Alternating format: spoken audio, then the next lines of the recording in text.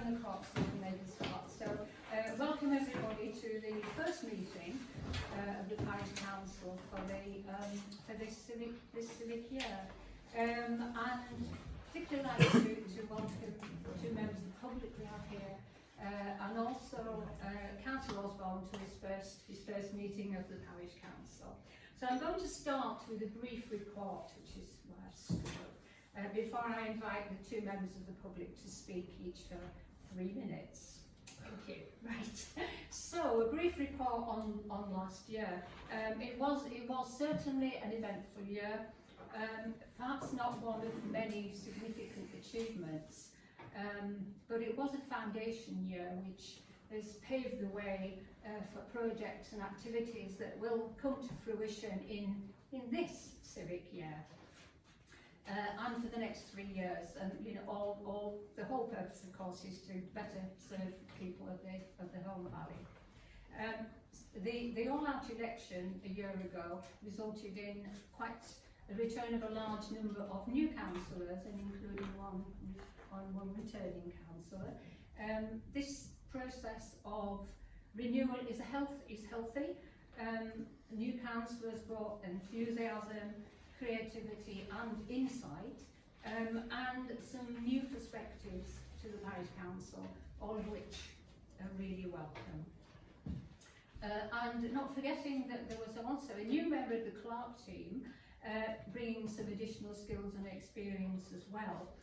So consequently we all had to make some adjustments. We had to get used to working together productively, which I feel we did over the course of the year. I have to say it has at times been a slightly bumpy ride, but we kept going, we kept moving. And a clear achievement was the purchase of the speed indicator device, the SID, which is now installed on Newman Road. And this success owed much to the persistence of Councillor Wilson, who kept working away at it, and sometimes when progress seemed to have stalled. So in 2024-25 we'll see other plans to come to fruition, including the solar panels on Home First toilets, and the COVID memorials in Sands and at Harmley Library. So I'd like to thank all councillors for their work and dedication in the last year. And I'd like to recognise particularly the contributions of those councillors who have been councillors for far longer than I have, because they are able to fill gaps in the knowledge which the rest of us don't have. So I'd really like to recognise their contribution. And also finally, I'd like to thank the Clark team, who have served the council really well over the past year, which was a challenging year for the Clark team as well as for councillors. And so our collective thanks are due to the Clark team as well. So thank you. Thanks.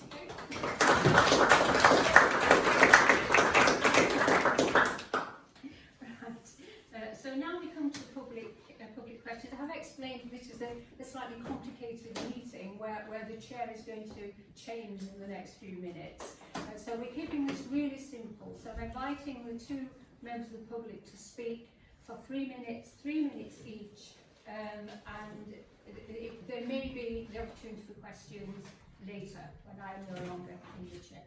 Right, so I think we'll start in order of appearance into this room. So I'll start with Stephen Dorrell. So 3 minutes starts now.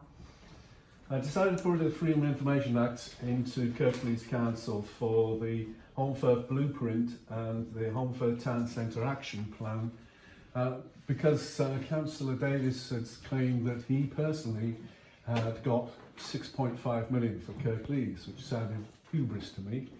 Anyway, they came back very quickly, and it turned out that Holmfirth Blueprint from 2019 had spent 217,000 out of 1.4 million. The Holmfirth Town Centre Action Plan, the spend from January 2019 is over 2 million out of 5.5 million. an horrendous sum with not a single spade put in the ground. And lots of these are piling up in the library. I also put one in requesting what is the actual value of the plants now given inflation. Bizarrely, Huddersfield Kirklees Council have not actually got a figure for that. My own calculation based on government figures, which I'm not an expert, is that is now lost value of 750,000 on top of the money that's already been spent. It seems to me that the parish council needs to keep a very close eye on what is going on. I understand that dates have been set for when the demolition of the market is to begin and the spades are actually going in the ground, but the public doesn't know, and the public in the main is being kept in the dark. I also put in a Freedom of Information Act previously for a carbon report on how much carbon is actually produced by these plans. It was very clear that they hadn't actually carried this out, because the carbon plan I received was dated the very same day that I put my request in. I showed it to a member of the independent panel who had not received any requests to see the carbon, which is usually required, and he just laughed. It wasn't a serious plan about how much carbon is being used. So it seems to me there's a lot going on here, and it needs greater scrutiny, and it's not getting it. And the public deserves to know far more about what's going on. Thank you. Thank you. Thanks for keeping it brief. Right, now Chas Ball from Epics. For your 3 minutes. Thank you, Chair. Thank you. I've come because later on the agenda you have a discussion about the Gartside unit by the bus station, and I'm the director of a not-for-profit company called Epics, Environmental Projects in Kirklees, and we have an interest in your decisions about that unit. We deliver projects on biodiversity, environmental volunteering, and the bit that I'm responsible for, I'm a volunteer director, not paid, is on active travel, that's walking and cycling. And I'm here because we recently, that's last week, we're notified of success with our bid that we worked on in March, submitted in April, for a community active travel hub. That information is not public yet because it's with the mayor, and it will get publicised and made known in June. When we put the bid in, we were supported by the Parish Council and particularly by the Holme Valley Climate Action Partnership and by the 3 Kirklees councillors as well. And I just wanted to say that our idea is to use this building, if we're successful, as part of the promotion of walking and cycling and of bus use, because it's very well placed for the bus user. And although we can't, at the moment, guarantee to open it all the time, we have quite a lot of ideas about promoting active travel. And it is an 18-month funding package that we've secured, but we had to show that we had some strong ideas about sustainability long term. So we are actually seeing that this is the beginning of, it's kickstart funding from the mayor. It's £50,000. It will employ quite a lot of people and present quite a lot of activities for people to engage with. And I'm happy to answer questions later if appropriate. Thank you. Thanks very much. Right, we move on to the first item on the agenda proper, which is the installation of the chair for this civic year. I'm inviting nominations for chair of the council for this year. Presumably she wishes to stand. I would propose Councillor Colling. Thank you. Do we have a seconder? I'll second that. Thank you. Do we have any other nominations? No? Right. Shall we take a vote? All those in favour of Councillor Colling becoming chair?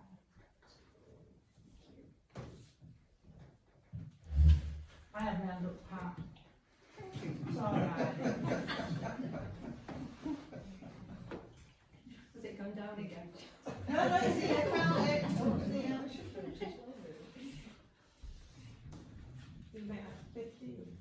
115, yeah. 5 looks more, or go with that, okay, fine. Yes, I don't think we need to take any further votes on that. So congratulations, Councillor Coyne. I think it is congratulations. So the next task is to, it's quite language, to invest you with the chain of office, which is very heavy, I have to say.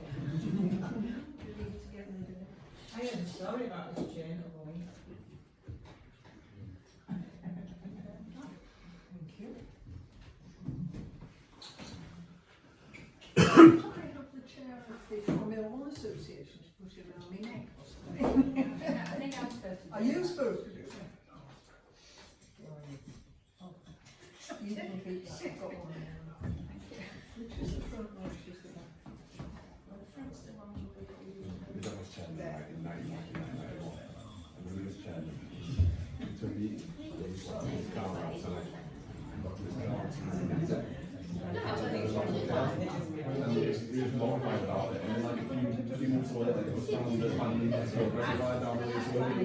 It's not straightforward.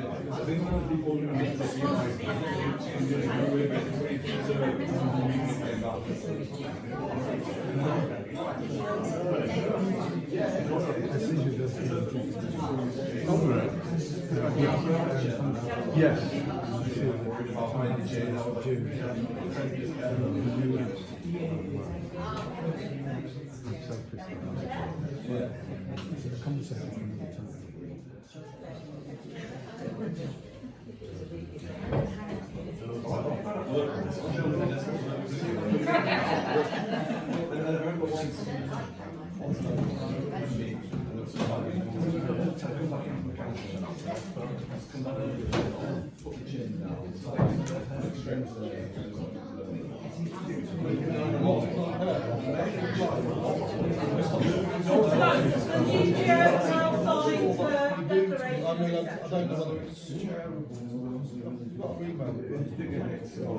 And what?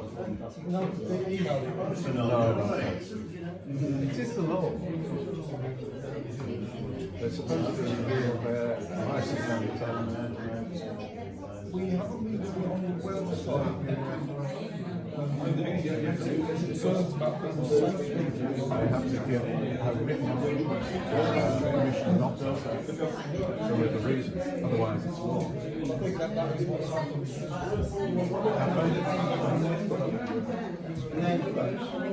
There was a decision that we were concerned about safety. Right.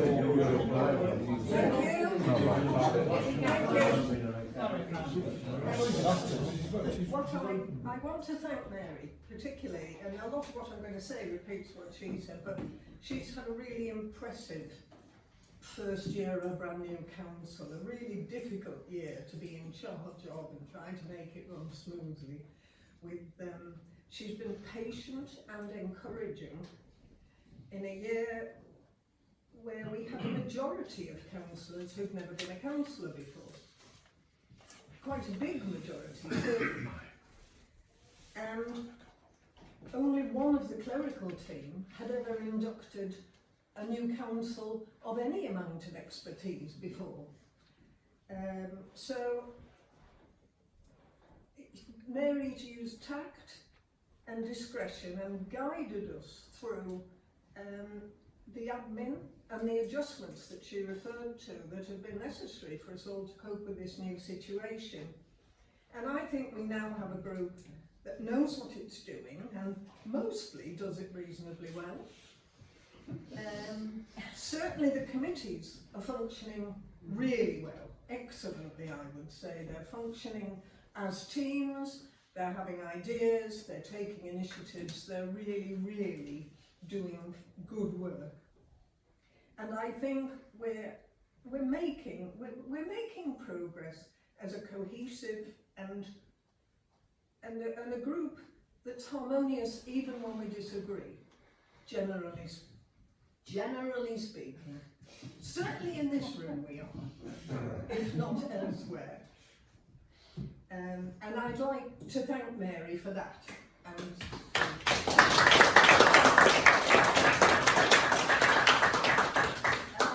Given the length of the agenda, speech extremely brief, you'll be pleased to know. I'd like this year to look, I may need my glasses here, to look beyond just this one council and to create stronger links with nearby parish and town councils, especially those in Kirklees, where I think we will have similar things to discuss and things to talk about. And I'm looking forward to working with everybody here and everybody in the community to move us on and on in serving the people of the Home Valley. Thank you.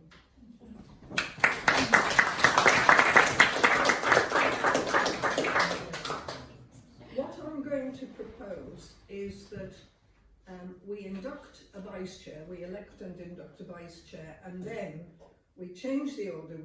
I'll ask you to vote on changing standing orders in order to bring items 17 and 29 to be first on the agenda, rather than the members of the public having to sit through every committee and all the rest. They're very welcome to stay if they wish, but there's no obligation on them to do so. So could I see those in favour of changing standing orders to do that?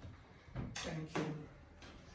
So we move now to the installation of a vice chair, and I will ask you for nominations to be vice chair of this council for next year. I nominate Councillor Tom Dixon. Councillor Tom Dixon. Do we have a seconder for that? Thank you. Jenny. Are there any other nominations? No? In which case, can I see all those in favour of Councillor Dixon as Vice Chair?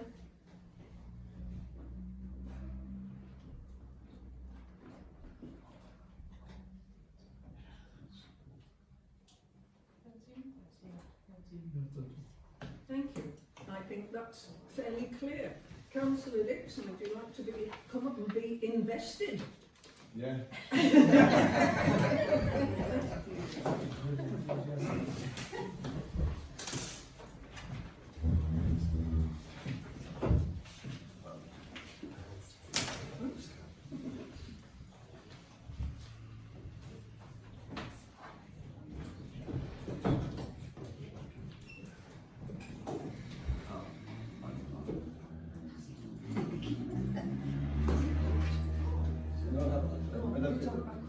I've never been vice chair before. Oh, really? No. I suppose we should have one. The happy couple.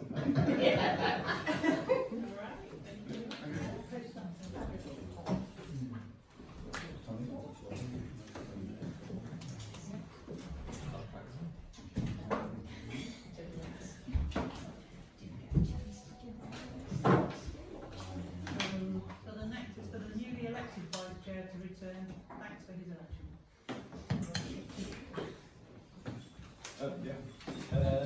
It's a bit of a surprise to me. Not the biggest surprise, but I was kind of hoping and expecting maybe other councillors who had the right length of service and might have been able to be vice chairman or want to be chairman. I'm happy to be vice chairman, and I'd like to add that I don't really intend on being chairman next year, and I expect there'll be other councillors who have had the right length of service at that point to be chairman. So at that point, I'd expect somebody else to step up and maybe go into Pat's seat to be chairman. And I hope to help Pat as much as I can do in this following year. And I haven't really prepared a speech because I didn't really expect this. So I'll keep it at that. Thank you.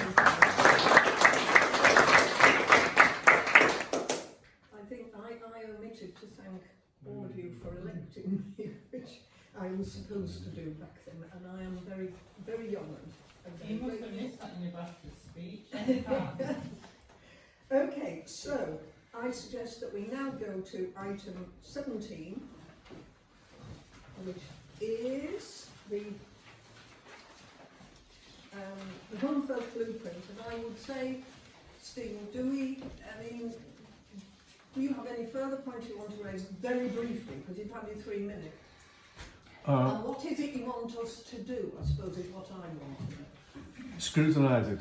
Right. To find out when the plan is actually going to be activated, how much is still to be spent post January of this year, and what that actually involves, because there is a big loss to inflation. So I don't know, perhaps somebody does, what the actual plan now involves, because I understand they've got a new plan, as it were, because of the drop in the actual value of the money they had.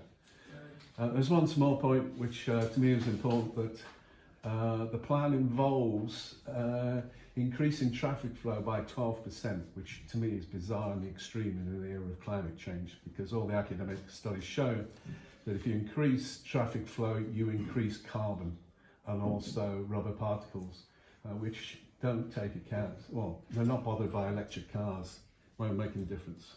That's it. Okay. Does anybody have any questions for Steve?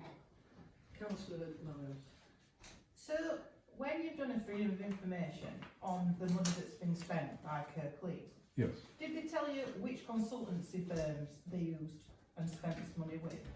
No, I didn't actually ask that. I want to know the amounts that have been spent in terms of consultancies, plans, etc., publications, and all those kind of things. Not who it was.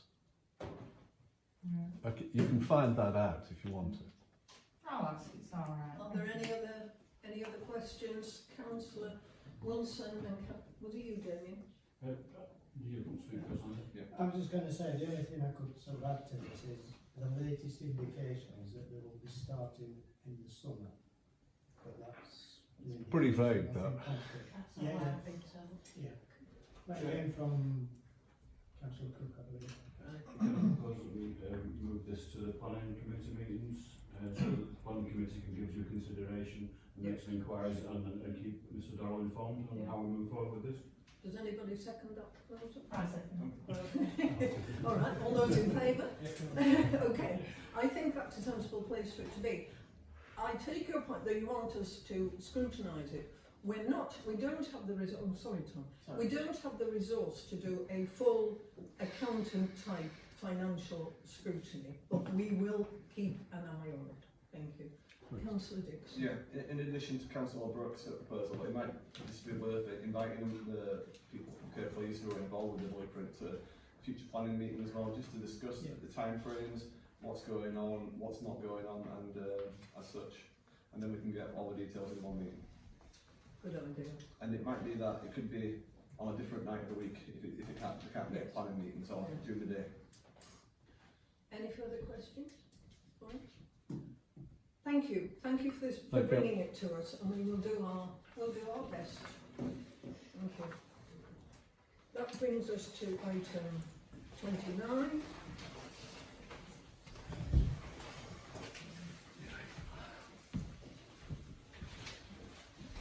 Which is the dark side unit. You talked earlier.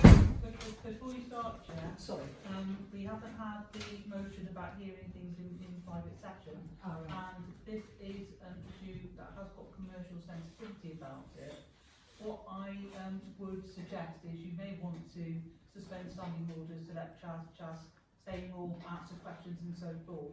But when you go into your discussions as a council, can we just reverse a bit, and can we decide now whether you want a resolution that's going to hear it in private session? Okay. So, the proposal is we ask our questions of Chas and all the rest, but before we have our discussion, we go into private session. Are you all in agreement with that? Can I? Yeah. Yep. Can I see your hands? Thank you. So, do you have anything further to add, or shall we fire questions at you? Questions would be better, I think, yes. Councillor Lyons. Do you have any association with Eco Homes? No. It's a win. Any other questions? No? I think people are reasonably well informed, actually. We know. You're very welcome to stay for the meeting. And we will certainly inform you of what our discussions led to as quickly as we can. Sure. if you do go, but you're welcome to go as well. Yeah, no, You're a long way down the agenda for the discussion. I'll Shall we do leave- the discussion But now? you can do this discussion now and perhaps invite Chaz back in, and we can Yeah. have any resolutions reported, so that you know what the resolutions have been. Right. So if you could leave the room Yeah, sure. while we Will do. discuss it, and then we'll call you back in. Thank you.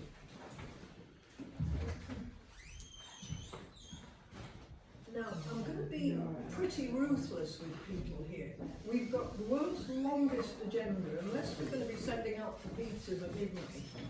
I'm not going to allow anybody to speak twice on the same topic. And I'm going to hold it all to 3 minutes. And I'm going to be ruthless about it, I really mean it. If somebody's got brand new information that will influence the course of the conversation, they can say new information, but it must be new information, not opinion or interpretation. So I'm going to be really ruthless with it, because I think there's probably quite a few people. And the other thing I would ask you not to do, if you can bring yourselves not to, is to speak in order to agree with the person who's just spoken. Because you can agree with them with your vote. And we are short of time tonight. Unless it's a completely new argument, I'm open to new arguments, but not repetition, please. So, I imagine there are several people who want to speak. Before you do that, can I speak, please? Yeah.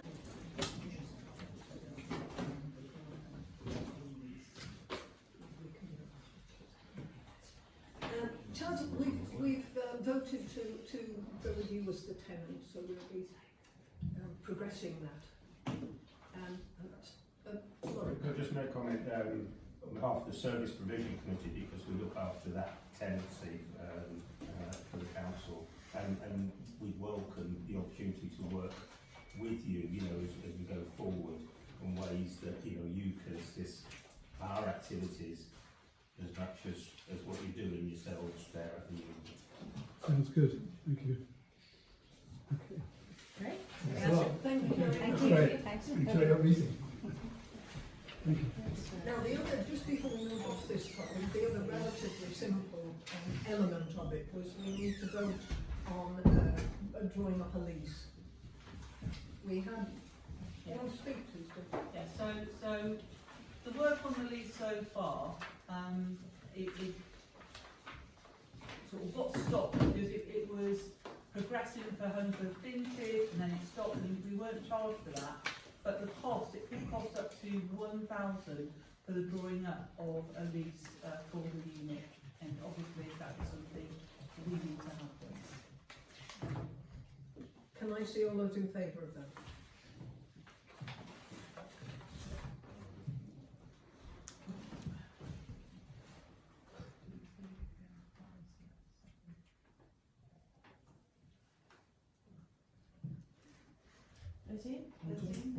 All those against? Abstentions?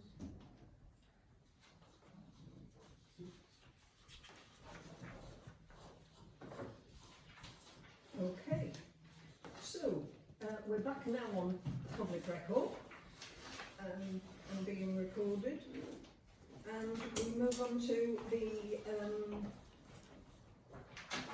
well, we start by acknowledging Hugh and saying welcome and celebrating the election of a new councillor. Welcome, Hugh. We hope you'll meet us all soon and find your way around okay. At least you get the attention of 3 clerical staff to yourself to manage this.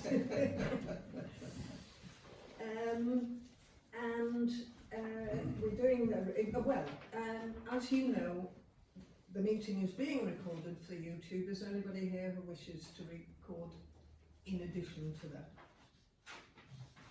No. Okay, thank you. We've done the private session bit. I think apologies for absence. These are being emailed out and printed out for councillors who prefer to receive items in print.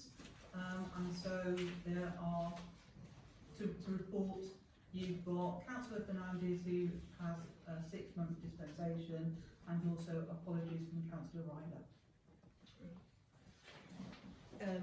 Fine, we are Do we So accept those? yeah, you need to take a vote on it. We need to vote on accepting those. All those in favour? Thank you. DPIs, I think we agreed last time that we should do a new one every single year because it's easy to overlook that you've joined something or whatever. So can you all get those done, sent in and given to Jen? Do we have new ones? So this will come up as item 20. This was just on any that had been received. I can say that I've received the DPI from Councillor Osborne. So, and they will all be sent out together once I've collated them all together. Great. Similarly, do we have any from officers? No new DPI from officers, no. Right. We move on to committees. I am proposing, before we even start, that in this meeting we elect the chairs of committees and that we leave the committees to elect their own vice chairs rather than us spending however long discussing it when we've got something like 45 items on the agenda. So we'll start with chairs. You've all seen the list of people who are willing to stand. On here, I'm sorry. And item 8, declaration of interest on voting items. Oh, right. Yep. Right. Sorry, we start with committee membership. Declaration of interest. Oh, right. Interests in agenda matters. Does anybody have any? Isaac? Just item 13 because I'm a volunteer on the show. Okay. Thank you. I'll come to that later. Do we feel that Councillor, that Isaac should be asked to leave the discussion on Homley show since he's a volunteer, or can he stay and take part in it? It's up to us to decide. All those in favour of letting him stay and take part? Right.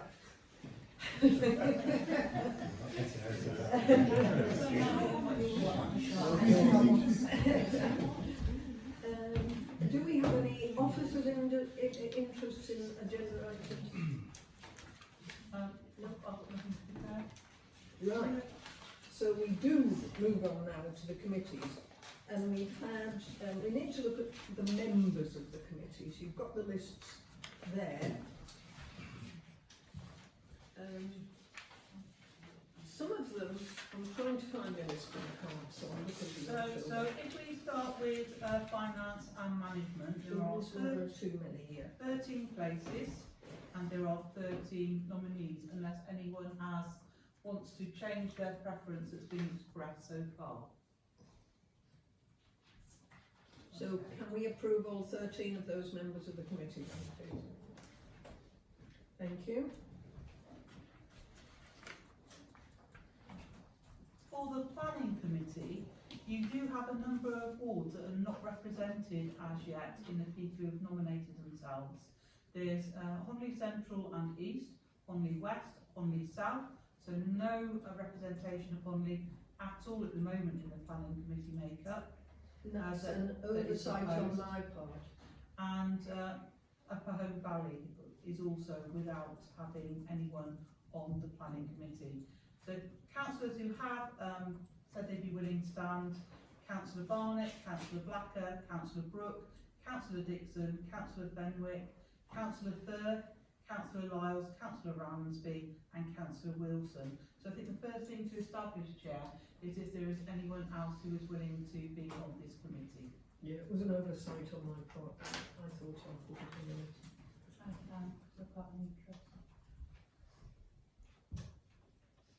Councillor Green, will you come? I've done it before, no thank you. It's more exciting. it's more exciting. Right. That looks like all we're going to get today. We may work on other people. It does, and you know, as parish councillors, you're parish councillors for the whole of the Home Valley in any case, even though you have obviously a special relationship with your ward. But it's just to be aware that planning, you know, the people on the planning committee are going to have to share out those Conley, that We know aren't represented. It's also important to note that it's the one committee that the public comes to, so. Councillor Whitelaw. It's an observation really on my part that in the previous year we found it worked very well when I got all the information about any applications that came to Upper Home Valley and then would comment on those in advance of the meeting, and that process seemed to work very well without me attending planning meetings. That's something, Councillor Osborne, I'd suggest you go to all the committees once and decide what you want to be on. It's what a lot of people do. I think that if we can continue that ward councillors receive the applications for their wards, whether or not they're on the planning committee, and then they can make comments on those, that would be great. Yeah. Very little practical comment, but I just suggest that the same planning information that comes to the planning committee goes to others, because it's already highlighted, isn't it, which is for Yes, we don't have to go. We don't want to give you extra time going through and pruning the list. Send the whole list to everybody and people can find their own. Easier. It's too time consuming for you to be pruning, I If you think. think it's easy, better. Gemma will work it out. Yeah. Yeah. Okay, so you've got 10 members then, and you can decide to have a motion where you consider all those 10 members. Can I see all those in favour of the 10 members we have? That looks unanimous to me. Service provision. So service provision is the only committee you're looking at tonight where you've got more people who want to be a member of service provision than there are places. There are 13 places and you've got 14 councillors who put themselves forward. So I suggest that what we do is establish a proposer and seconder for each nominee, take a vote for each nominee, record the number of votes, the nominee with the lowest vote count is eliminated, and then you can vote again to elect all 13 together, unless someone wants to withdraw. Can I make a suggestion? Could you do it on percentage of people representation in the council, because that's what we do at Kirklees. So there's like a certain amount of independents, certain amount of Labour, certain amount of Conservative, certain amount of Green. You could suggest that for next year, but you can't suggest it for tonight. It would be a change in standing orders. But if you want to propose it, it's an interesting proposal that we would consider. But I don't think we can put that in place tonight. Councillor Green. What's the situation with Councillor Riley where it says awaiting response? Right, so I don't know. I've since had a response and I thought I'd email this out to people. Yeah, so I'll drop off. Problem solved. There you go. I'm busy anyway, so to be honest. Okay. I'll keep you in the loop about Conley Library because I know that's what you were particularly interested in doing. And here, Civic Hall Yeah. as well. Okay, so all those in favour of the 13 we now have, can I see that's unanimous? And the climate action in communications? So you've got 9 people who have nominated themselves: Councillor Blacker, Councillor Green, Councillor Holmes, Councillor Lyles, Councillor Morgan, Councillor Rostron, Councillor Stewart, Councillor Whitelaw and Councillor Osborne. Got any further people who want to put themselves Yes, forward? there are vacancies on that committee if people want to join. Wards are not represented as yet: Heckworth, Brockholes, Woolston, Honley, West. Okay, do I take it there's nobody wanting to do that? Okay, you'll do the Honley one. Thank you, Donna. Thank you. Thanks. That's great. Just felt a bit like smothered So- in red. Can we vote in favour of the 10 we now have on the table? All those in favour? Unanimous. Thank you. That's the committees. Office holders. Well, we agreed that we would move the we won't do the vice chairs tonight. The committees can do their own election of their vice chairs, I think. which brings us to this. Finance and management. Yes, fine. We're doing the chairs Yes. basically, and the first committee on the list is finance and management. Yeah, and you've got two members willing to stand, Councillor Culling and Councillor Wilson, but you may well withdraw. No, I was only going to stand if I wasn't made chair of the council. So. Fine. So you've got Councillor Wilson. Seconded. There you go. Proposed, Yeah. All those in favour of Councillor Wilson? That looks pretty unanimous. You've got Pat's infamous time to read now. Oh yes. Yeah. You've got 27 minutes. I've got your You've also got the longest one we've ever had, which was after 11 o'clock. So the next one is planning. Chair of planning. So willing to stand, Councillor Blacker, Councillor Firth, Councillor Wilson. Donald don't want to. You don't want to do I that? don't want to drop. I should drop that. No, right. Okay. So it's Councillor Firth and Councillor Blacker. Donald don't want to do it. Ah, right. I'd like to propose Councillor Blacker, Chair. Is there a seconder for that?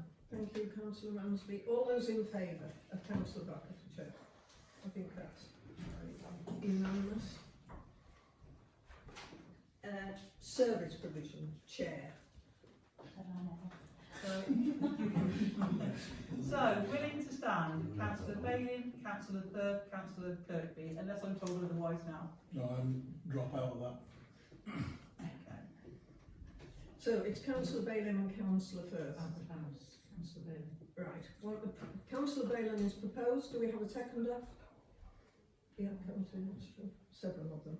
And Councillor Firth, Councillor Bellamy and Councillor Brooke. Seconded. Councillor Bailey. Could I just take a moment just to speak Yes. in support of my nomination? I'm looking to stand for a second year because there are, I mean, the committee, as all the committees, have worked extremely hard in this past year, and I think has made huge progress. And there are a number of projects in process at the moment, and I am particularly keen. You know, we're talking about the public transport, the Christmas trees, the churchyard at New Mill, quite a number of things, maintenance contract, and I'm keen to see that through to conclusion, which is why I'm putting myself forward and pleased to be nominated. Councillor Firth, do you wish to say anything in support of your nomination? Do you want to say about being chair?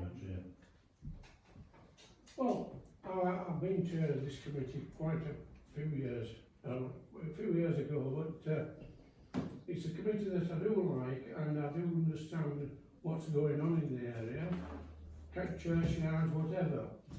And if it were possible to be chair, I would like, out of all of them, I would like this particular job, being chair Okay. of the service provision. Thank you. Thank you. I think we can move to a vote now. Since Councillor Bailey was nominated first, we'll do him first. All those in favour of Councillor Bailey?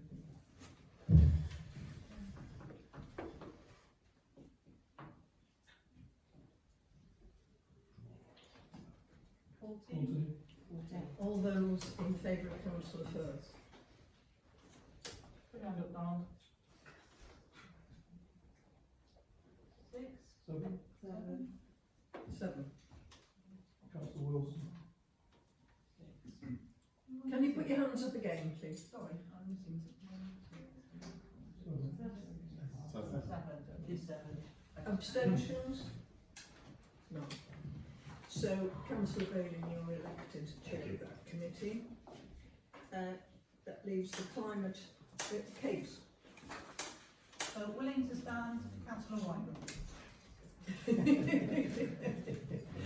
Okay. All those in favour of Councillor White lobbying? Thank you. Okay. The staffing committee is being deferred because the staffing committee will Be constituted first. it'll be constituted, yeah. When we know who's on the staffing committee, then we're in a position to. All we need to do they're kind of automatic, I'm not sure whether we're considering it with a view to changing it or noting it really. Right, so item number 11, I'm just going to be filling in the people who, by virtue of their other role, will now be on staffing. And I believe that is...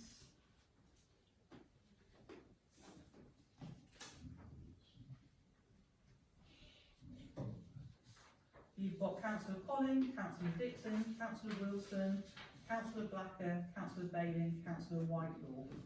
Now, at the moment, Councillor Colling is also the Staff Performance and Development Lead, although a new lead will be appointed at the next staffing meeting. Usually the case of having a maximum of 8 members, so you've got 1, 2, 3, 4, 5, 6, which is a little bit on the light side. Sometimes you've had a past chair of council or a predecessor appointed to the committee, as we did last year with Councillor Dixon. Or sometimes you have looked to, within standing orders, having a vice chair of a committee be on the staffing committee as well. Would you be interested in being? So I think we may have to leave that until the various committees meet and we know who the vice chairs are, unless anybody has brainwave right now. Well, you've got 1, 2, 3, 4, 5, 6, so it's operational. We can function and we can try and beef it up if we feel it's necessary. Yeah. Can I see all those in favour then of that committee?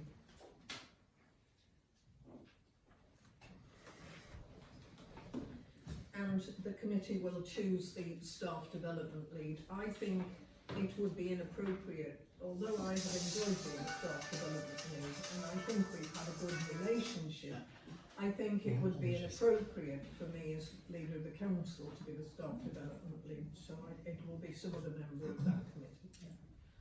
And you do need to appoint a chair of the staffing committee. Now that's usually the chair of the council in the previous year or their predecessor. Otherwise, Standing Order 27D states that an alternative member of the committee be appointed chair.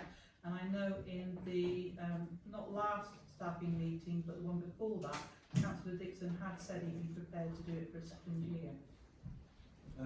Yeah, I would be, but if anybody else wants to do it, comes forward. Like you mentioned, the former chair has done it before, so I'm okay doing it. I don't mind. Do we want to leave this to the next staffing meeting? Are we allowed to leave it? No, you've got to appoint the chair. We've got to choose tonight. So it's Mary who is qualified, and Tom, and I don't know whether she's willing, and Tom who is willing, and qualified enough. Mary. I'm perfectly happy for Councillor Dixon to be chair of the committee. I think that's proposal, isn't it? Yes. Can I have a second? I'll second it. All those in favour?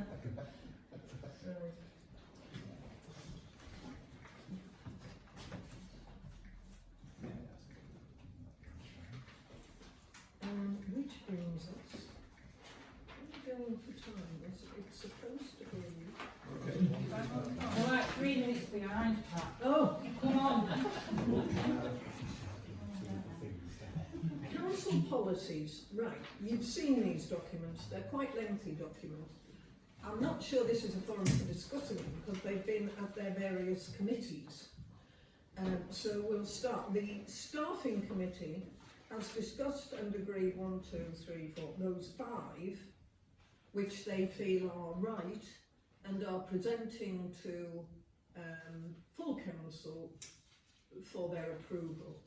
Does anybody wish to debate any aspect of any of them? If so, which one? No? Oh, yeah, it's fine. 4, okay. I was thinking then, hang on a minute, see what's It's all right, I'm not chair over now. So I vote in favour of those 4 policies from staffing. Right.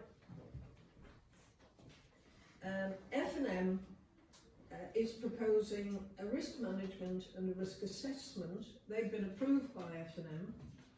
And does anybody want to discuss any aspect of either of them? I know I'm rushing you, but you are actually allowed to ask questions.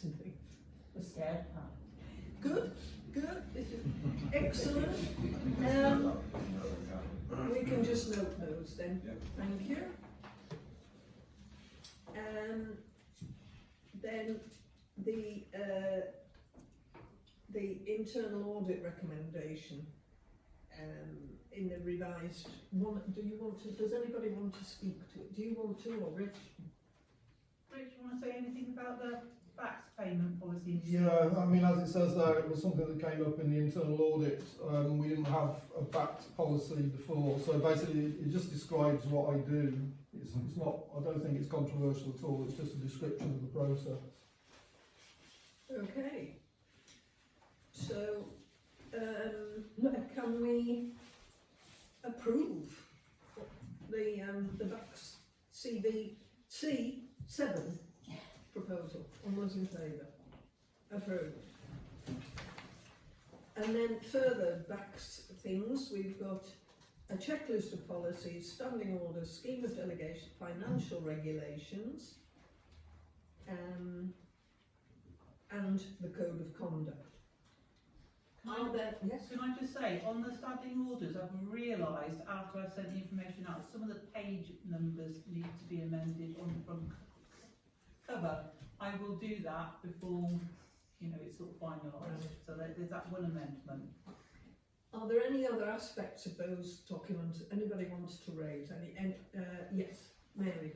Is it possible to suggest amendments at this point to the standing orders? It is, and I've highlighted standing order 27B, office holders, the chair has to have 3 years service, vice chair 2 years service. Now that's not a legal requirement, it's an HVPC kind of thing. I'm not advising you to change it, I'm advising you that you can choose to change it if you so wish. My suggestion was going to be that in terms of the chair of the council, that we reduce the required period of service from 3 to 2 years, and for the vice chair to reduce it from 2 years to 1 year. I think it helped rejuvenate the council, keep things moving, so it's a mixture of kind of experience and innovation. So I'm suggesting that we further reduce the period of qualification. Do we have a seconder for that proposal? Councillor Lyons. Does anybody want to speak to it? All those in favour?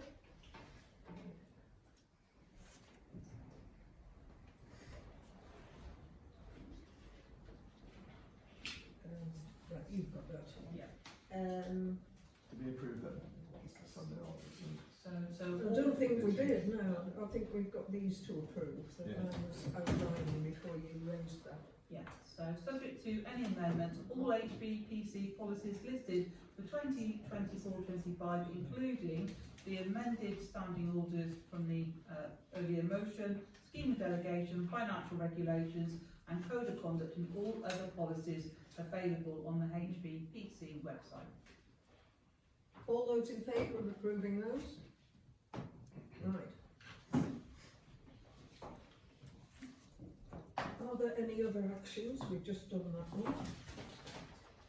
Representatives for outside bodies. Can I just jump in on that last one? I think we need to sign, now that we've created conduct for the field, we need to ask everyone to sign to say they've read it.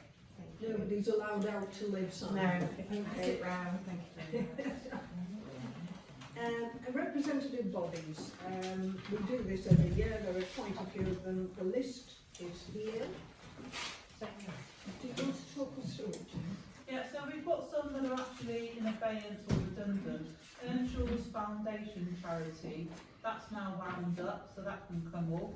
As far as I know, the Ownby North Hall Forum, South Hall Forum are still in abeyance, but I think I have to be corrected about those.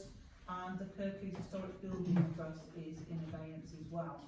So it is the others listed, and new to the list for consideration is a representative on Home Firth Forward. Okay, I think you're right about the Home Valley North, about the neighbourhood forums. I don't think they've come back after COVID yet. They may well reimagine. When they do, we will obviously want to have representatives on them, but there's not much point in electing people to a theoretical committee. What was the other point you made? So the YRCA branch meeting representative has traditionally been the chair and the vice chair. The first one on the list. Yeah. Are you happy with that? It can be changed. Brilliant. All those in favour? Right. Brockles Village Trust, it was Councillor Fenwick who, as Brockles councillor, was on that last year, so. Is Councillor Fenwick happy to continue? Oh, yes. Oh, yeah. All those in favour of Councillor Fenwick? Thank you very much. Home Firth Civic Hall Community Trust, you've got Councillor Andy Wilson and Councillor Steve Ramsby from last year. Are you either or both of you willing to continue? No. Yes. Is there anybody else who wishes to do it? So all those in favour of those two? That looks pretty unanimous today. Home Firth Conservation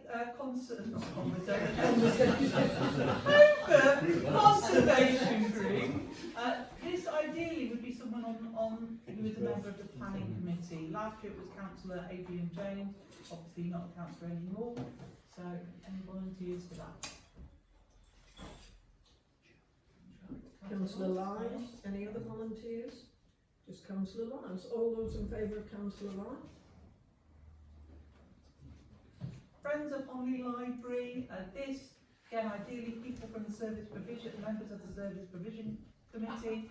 At the moment, it's Councillor Kirkby and Councillor Collin. I'm willing, I'd like to continue. I'm happy to continue. I second that, a very good idea. Yes. Okay, you just take that on it. Kirkby's Rights of Way Forum, this is one that's attached to the planning committee. It's Councillor Wilson who's a representative at the moment.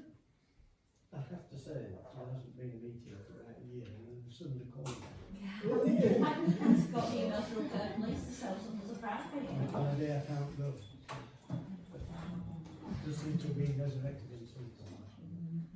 Is there anyone else? Do you want to continue as a member even though you can't attend that meeting, or would you I'm like happy to do unless someone else would like to pick that up. I know Councillor Green did one in my absence, didn't he? I don't know whether that's something you'd be interested in. Possibly. Well, yeah, it's up to you, isn't it? I thought it was a bit of a waste of time, to be honest. I was not impressed with the delivery of the Kirklees one. Well, the only way we'll make it better would be by attending, wouldn't it? I'll go if you like, it's in the town hall and it's not far from Taylor.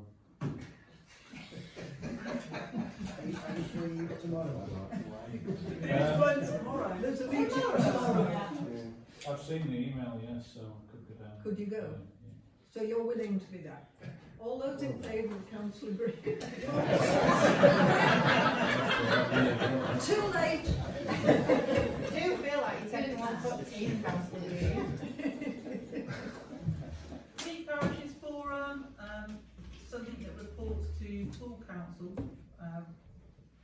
or has done in the past. Councillor Whitelaw was representative last year. Yeah. Happy to be. Yeah.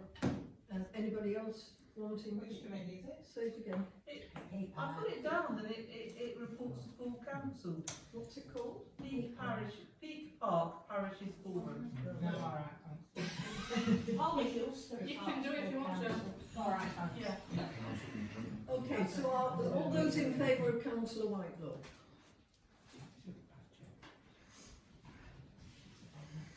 We're almost in Peak Park anyway, so. Home Valley Climate Action Partnership, this was a new one last year, and it was Councillor Whitelaw. anybody else on that committee who'd like to go do that? Councillor Green? I'm going anyway through my involvement with Riverland Connections. So I'm happy for us both to go, but if you don't want to do it, Sarah, it's up to you. So we've got, basically we'll have two representatives. Well, if Sarah wants to go, she's happy to if she- Right. Yeah. Okay, so we'll elect Chris. Can all those in favour of Councillor Green? You'll be chair of the council before long. No, doubt that. Kirklees Place Standards, reports to full council, Councillor Andy Wilson at the moment. You're happy with that? All those in favour of Councillor Wilson? And then the new one to consider transferred forward, which would report to full council. What can you tell us anything about? Is it the replacement for the business association sort of thing? No. I'm not sure what it is. If anyone feels qualified to speak on this. Who here knows what it is and can give us less than 3 minutes? It's only taken about a minute and a half. I've recently been asked to join it, and I've only been to one meeting. It's really to consider what's going on in the town in the round. So it would need to liaise with planning on the blueprint and things like Yes. that. And are you happy to be I'm our happy to official report back. person? Is there anybody else who wants to sit on this? We could always ask for more than one representative. No? Okay, I think all those in favour of Councillor Ramsey? Okay.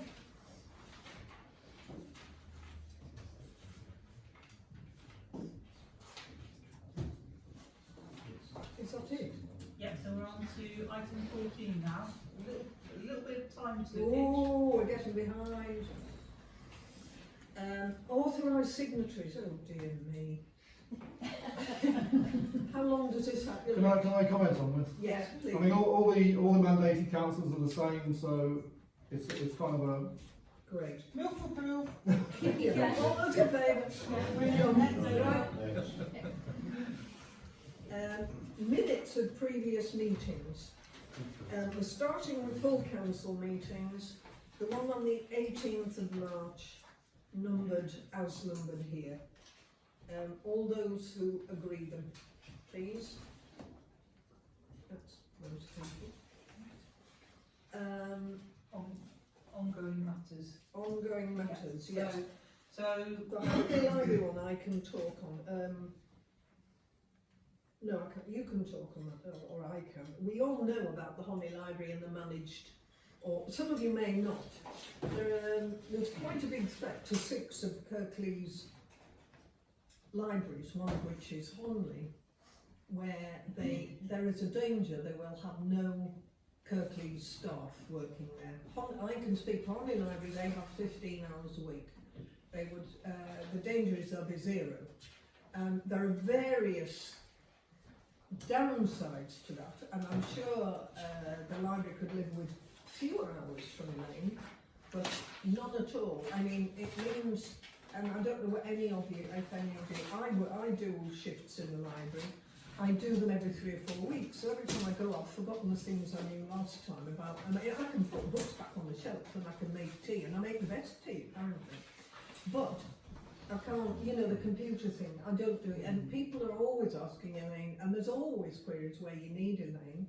There is also the matter that slipped my mind when we were talking, because people from the library service came here to talk, which we would have to double the number of volunteers, because you can't have a person working on their own in the building. So we need 2 volunteers for each shift, not 1. So that's the kind of, and there's no guarantee we'd stay in the book agreement, though I have to say I think it's highly unlikely they'd drop it out of the book agreement. So that's the situation we're talking about with Honley Library and 5 others in Kirklees, and I don't remember which ones they are offhand. So I mean, all we can do is really note it. There's not much. We've had a meeting with officers. They came here. I've had 2. I had one as a library trustee and one as as a councillor, they look as though they're listening to new ideas, but it's very hard to tell whether they are. Councillor, I'm just briefly going to say that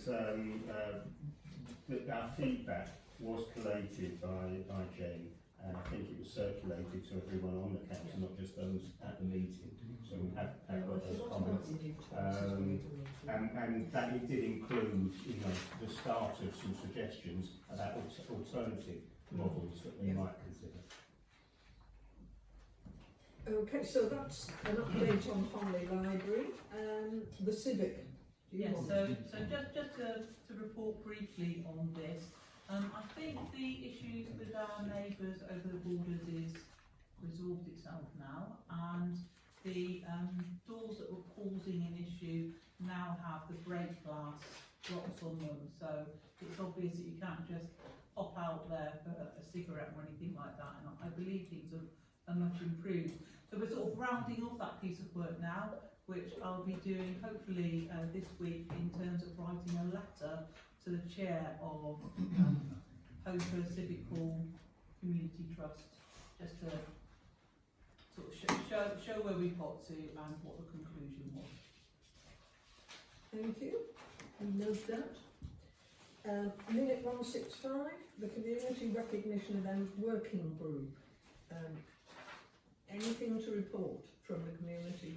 This was to replace the awards.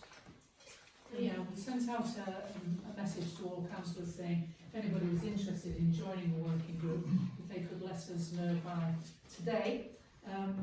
Lawrence and Jenny have said that they would like to. If there's anybody else who would like to take part in that, if you just drop me a line or drop Gemma a line, and we'll take it forward from there. Smashing. Thank you. That's to replace the awards, yeah, which became contentious. Put a proposal together. And put together. That's a question on that. Do you still do Tidy Trader? No. Do you want to propose that we reinstate it? No. Yes. Maybe you two want to talk and come back. Yes, Tidy Trader. Yeah, you can discuss it at service revision and then. I'm on service revision. Well, yeah, but Councillor Lyon, you are. No, we'll discuss it at case.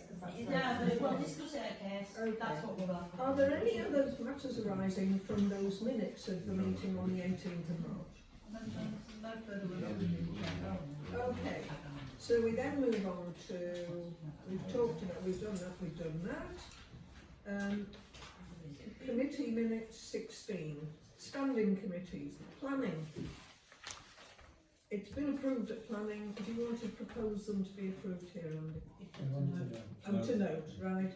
F&M, I suppose I'm proposing this as the temporary head of F&M. I'd like your approval to the F&M meeting, the minutes of the F&M meeting held on the 15th of April. Thank you.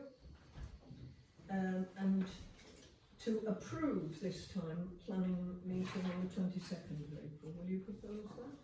Yeah, propose it.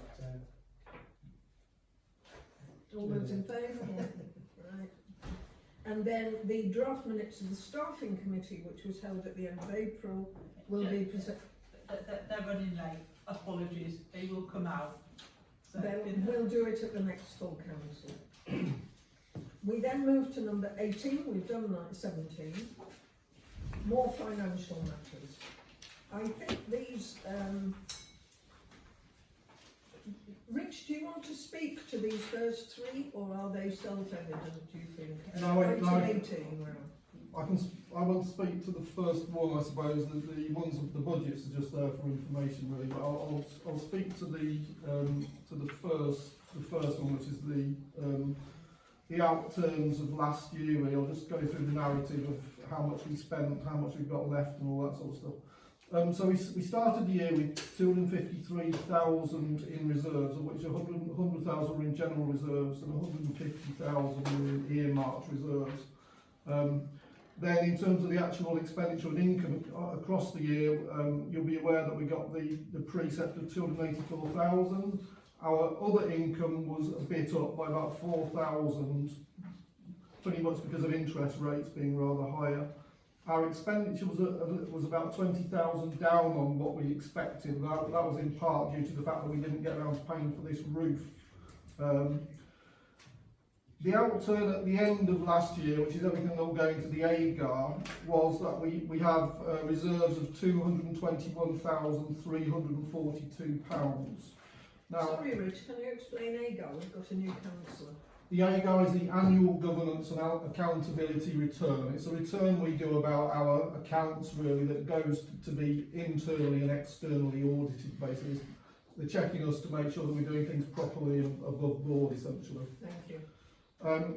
So yeah, the outturn at the end of the year was we had £221,342 in reserves. Now on the 31st of March, we had 152,000 in general reserves and 68,000 in earmarked reserves. We had a lot of money in general reserves on the 31st of March because we knew we were going to turn a lot of general reserves into earmarked reserves on the 1st of April. So when the 1st of April came round, you'll notice in the list of earmarked reserves, it's in the green box, that we've leapt in one day from 68,000 in earmarked reserves, to 155,000 in earmarked reserves. So we basically found another, we turned earmarked reserves, £90,000 worth of general reserves into earmarked reserves.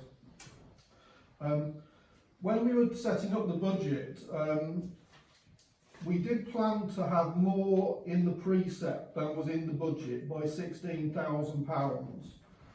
Unfortunately, what I thought was going to happen in terms of our programme processes money, it didn't do it like I thought it would. So it's created a bit of a problem with the amount of general reserves we currently have, which is something that crops up in an agenda item a couple down. So I'll just briefly say with regard to the budget. So I presented the budget in two separate forms, the K3 and K2.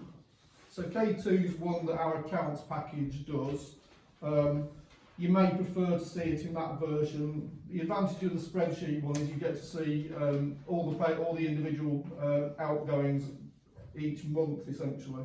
But it should give the committee chairs an idea of how much money they've got for the year ahead, essentially. I would make the point that in one of the problems with the Parish Council is that although the council year starts in April, we don't get our precept until early May. So April, it was a very expensive month. We spent £48,000, which eats into your general reserve. So we were quite vulnerable actually in April. It did make me realise that we have to do things slightly differently next year, because I paid for some things that I should probably have waited until after we got the precept, i.e. to pay for the rent on this place, to pay the £15,000 to Honley Library, because all of that was deducted from our general reserves, you see. So if Kirklees had turned around and not given us the precept, we would have been in a bit of a challenging situation. So that's a lesson for me to learn for next year. Thank you. Okay, so coming to this, this is the bit where we have to make a decision. So the way we built this extra £16,000 into our budget, £60,453.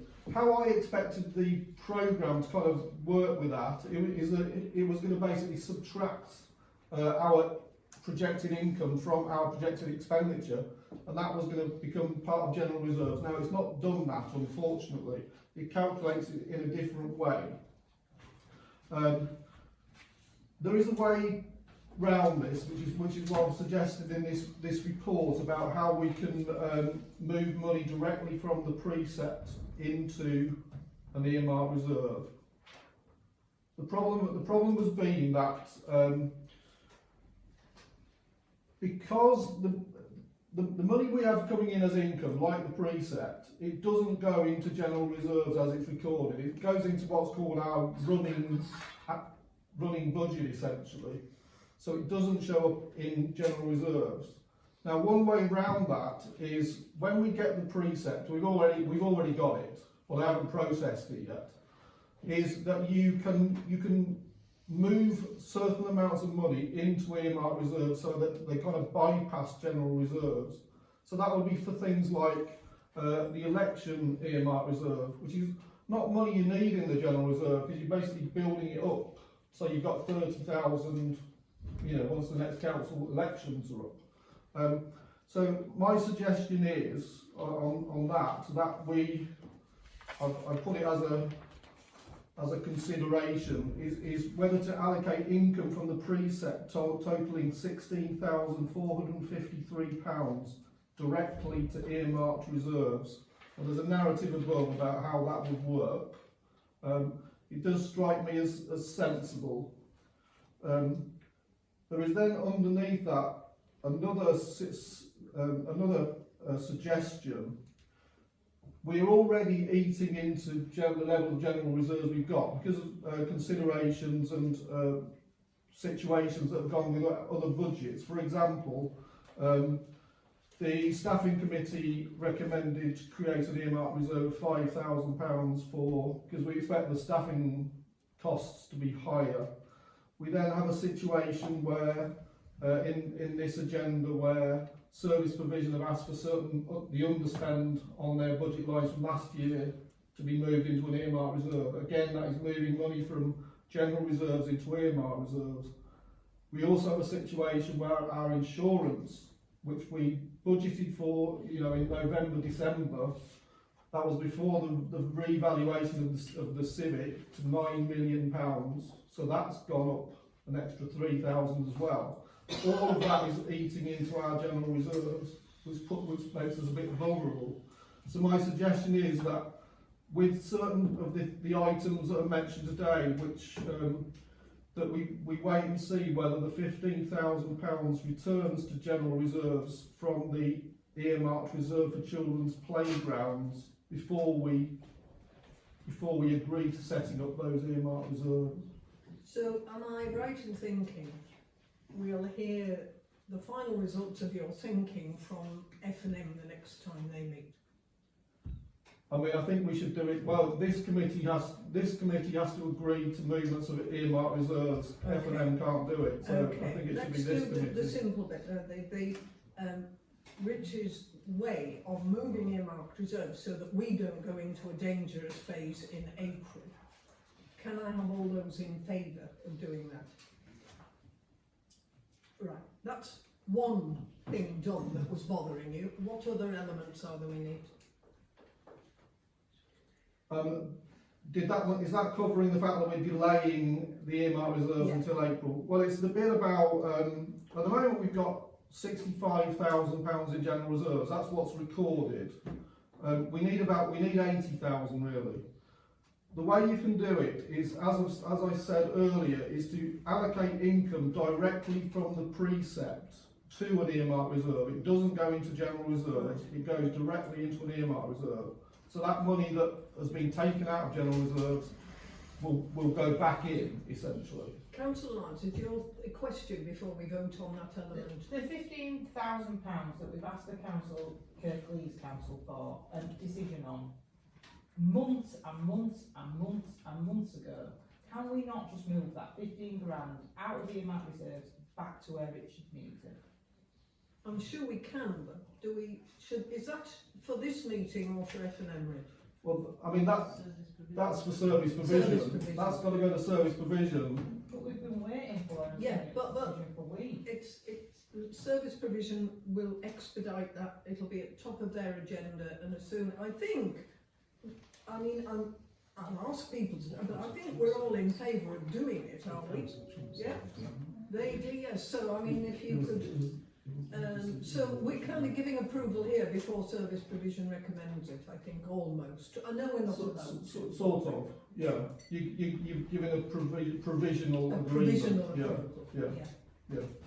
But is there anything else you need? No, the other bit doesn't need that. It's about approving the allocation of income directly from the precept, totalling £16,453 to earmark reserves, rather than going to general reserves.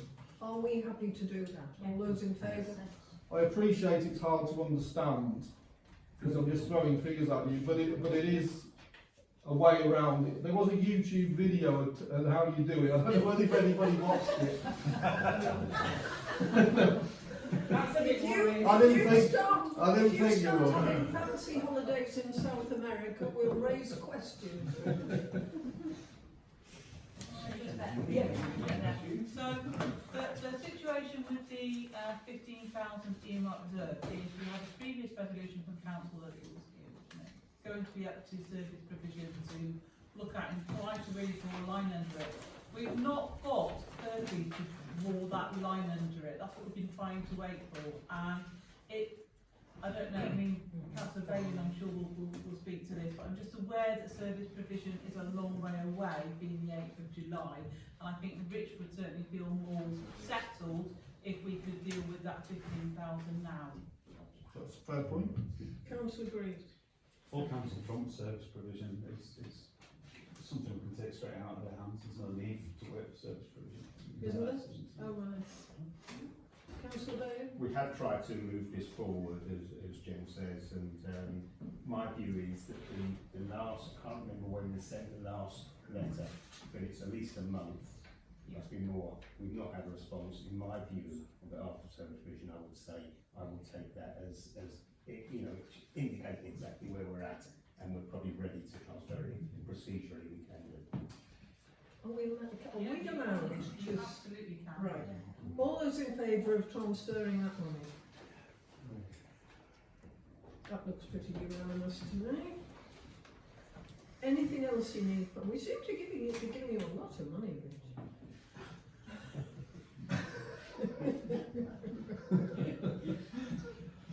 Is this where you tell them it's all into your personal? So does that, have we completed section 18 now? You have, yeah. Yes. Okay. So Can I just check on that, because I've got that you've approved as per the report allocating income from the precept totaling 16,453, and you've approved movement of funds from from the children's playground back to general reserves. What was the first thing that you were talking about, Rich, that you all put your hands up for, but wasn't actually a motion on the agenda because it would make you put it down? Councillor Green? I think we thought we were voting on 16,500. Yeah. Yeah, I think we should. Are there any other motions you need, Rich? I mean, the only other thing that would be useful for getting it all down is, as things stand where general reserves and earmark reserves are now, I could do with returning that £16,450,000 which I've taken from general reserves back into general reserves, and then taking the £16,453 from the precept. You get that? Yeah. So I need to move the money back so I can take the other money directly from the precept rather than from general reserve. I think you're playing Find the Lady with us now. I agree, Richard, yes, very good. Is that what we've agreed? Do we agree to what Rich just said? Yes.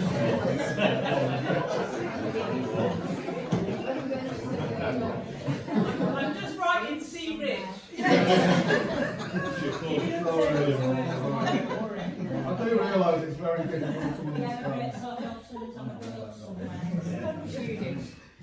It's not even actual money, we're just moving money from reserve to reserve. You're just shifting it around. I just hope they're not deck chairs on the town council. 19. Schedule of payments. Are we content with the schedule of payment? Do you need to talk about it at all? Well, I just need to make 2 points, I suppose. The only ones you're approving are the ones in yellow or grey if you've got it on a paper copy, and you need to sign it before the end of the meeting, Councillor. Yeah. I second it. All those in favour? So, that's it on money for the time being. There's a couple of things that pop up. But, so we're on to annual update of DPIs. Well, we've already covered that. And Done, noted. Signing of the register of the code of conduct. Gemma's just said we won't get out until. Oh no, we did. No, Right, right. For everyone that's here, thank you. Come on, Pat, you're making it back in. Note of the law. Reports from Kirklees Ward councillors. Do we have anything? I've had nothing returned to me via email, so no written responses. Okay, well, in that case, Can I ask you a question? yes. Yeah. We've got at the moment, haven't we, 3 ward councillors? No? Sorry? Oh, yeah, two. She's not here. We've got Two Charles, in the room, Donna two in the room. and Jane. Right, sorry. And there's Jane, there are 3. Given that one of the things that we said we really wanted to do was to build a closer and better relationship between the parish council and Kirklees, then it would be really nice if we had some communication from our ward councillors at these meetings, even if it's only to say there's this and this that we're concerned about, or this affects you, or this is about our relationship. That it seems a golden opportunity to actually say things about what's going on that affect or might have implications for the parish. Yeah. So can we ask the 2 of you are here, and we'll ask Jane as well. Yes? Congratulations, Charles. Thank you.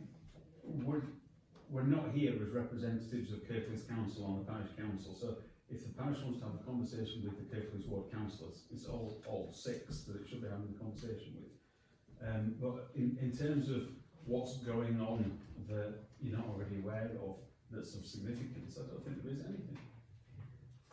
So what's the point of having this on the agenda?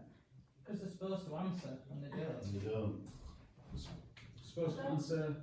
Like if they've got, you know, like, so Jenny sends an email out and then they answer, but there's nothing to say, is there? So I was gonna say, I don't think there's anything that you don't already know about at the moment, to be honest, apart from the library things dragging along, the car park things just struggling along. Same things bubbling away. Yeah, at the moment.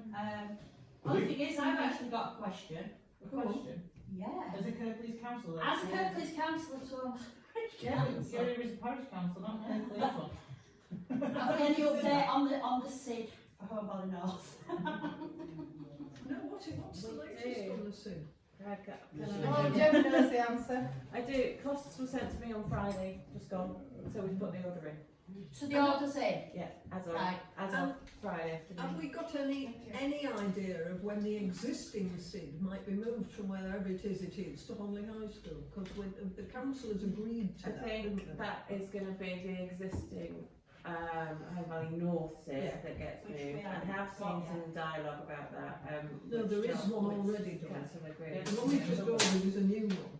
Yeah, the Home Valley South one, if you want that as No, there is a Home Valley North one. Like Kirklees council, I think the next thing you're saying something here. The Home Valley South one Is not allowed. We purchased, it isn't allowed to move that into Home Valley North. Yeah. The Home Valley North one, we've only just ordered. Just ordered it. The existing one, or two, we've got several, I think, in Home Valley North. Belong to Kirklees. Yes, the request is that one of those be moved temporarily to Homley High School. Yeah, which Now, there's only the that's 3 Stafford Chance. Home Valley North councillors can actually authorise that. So it's not so, although we can request that happens, that's up to you guys. We've asked, haven't we, but It's not a it's case of all. authorising it, that's down to Highways, so I've asked them to identify a lamp column, so Great. Yeah, we have asked. but there's, so they're on with that, but the lamp column needs to be set up, so there'll be costs for doing that. Okay.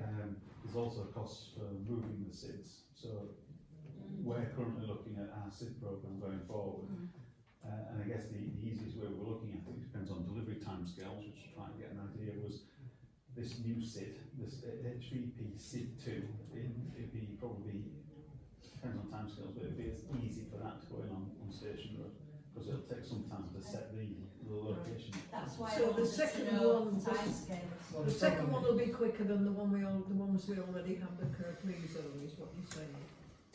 The problem is, The one we're buying will be quicker to the school than the existing one. I can't see it because the lead time is 10 weeks from purchase. Yeah, it's already purchased. Well, I've asked them to purchase it. I think last time the order went in, and I think there was a delay in getting the actual purchase We taken paid place. no money. And nobody's invoiced us for it. I think we need to move on from this. I think we need to move on from this. This is taking up a vast amount of But I time. don't think there's Nobody anything else. seems to know the answer. We're all waiting on somebody, so we'll hand it back to planning and they'll push as hard as they can. Not planning, yes, planning. Jenny. Still on this item of how we relate to Kirklees Council, we've had a member of the public in today asking us to scrutinise something that's happening, that it's nothing to do with us, it's all been done by Kirklees Council.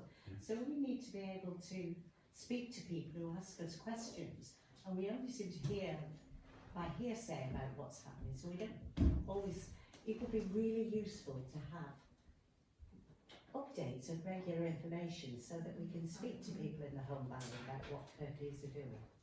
I've got no details on Home Firth Blueprint. Well, I mean, generally, I'm sort of referring to that as an example of how we do get asked questions. So I think the bigger issue is probably back to the parish charter and that communication. We're coming on to that next. That's not this question.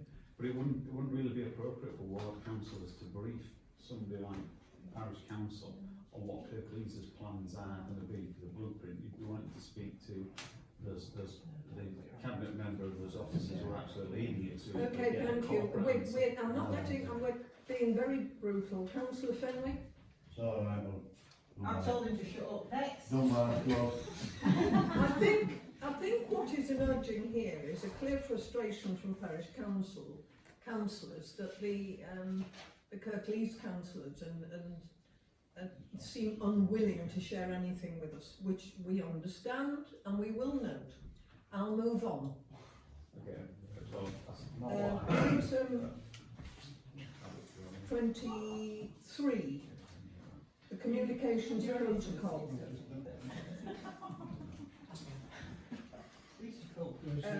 You wanted to talk to this, Andy? Yeah, and we've already touched on this clearly in one or two subjects here. The playgrounds money, where communications with Kirklees officers seem to be either non-existent or very poor. Present company accepted.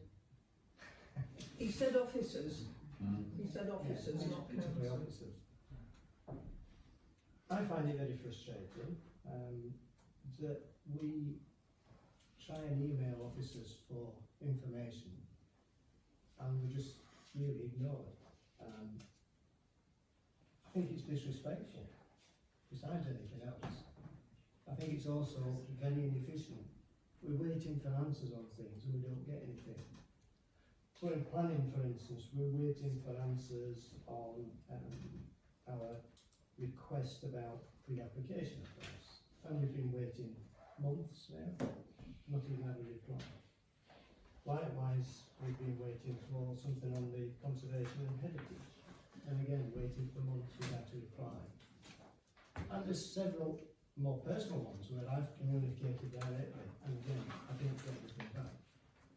Now in theory, this parish charter covered this, but we're now told that that collapsed. Seemingly there's nothing else in its place. I don't find that acceptable, to be perfectly honest, and I think something should be in its place.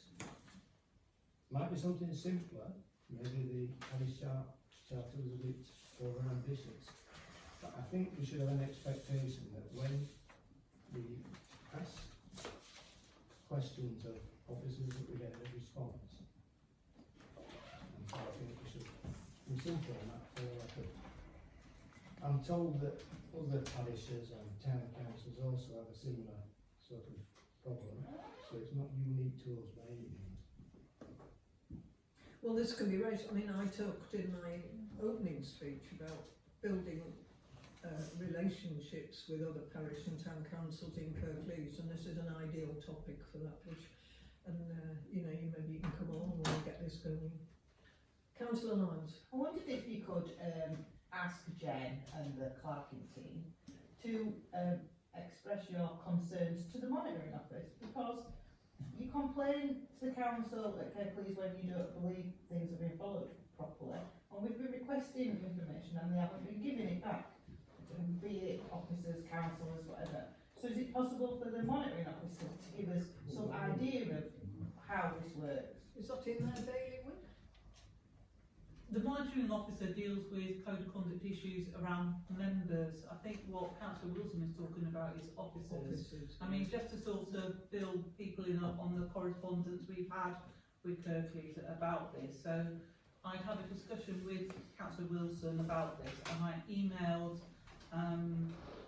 Councillor Davis and Councillor Crook on the 27th of March, just asking if the parish and town council's charter is still the protocol in use for communications in co-working between Kirklees and the local parish and town councils, including HVPC. I know it's still on the Kirklees website, which it was at the end of March. If it's no longer in operation, is a different protocol in place, and can this be shared? And I believe that a discussion that Andy had with Councillor Crook about the SIDs indicated that queries and communications should be channelled through the appropriate Kirklees ward councillors rather than through direct contact with Kirklees officers. So it just feels all rather messy, like we haven't got any clear protocol for how we progress communications with Kirklees.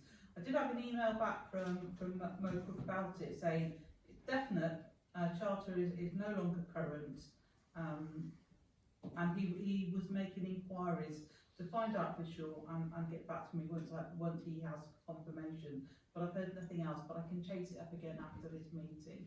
So I think that's what the frustration is, that there aren't a sort of set of expectations of, if you contact a Kirklees officer, how long should you have to wait before you expect communication back. Is that right? Councillor Whitelaw. I feel your pain.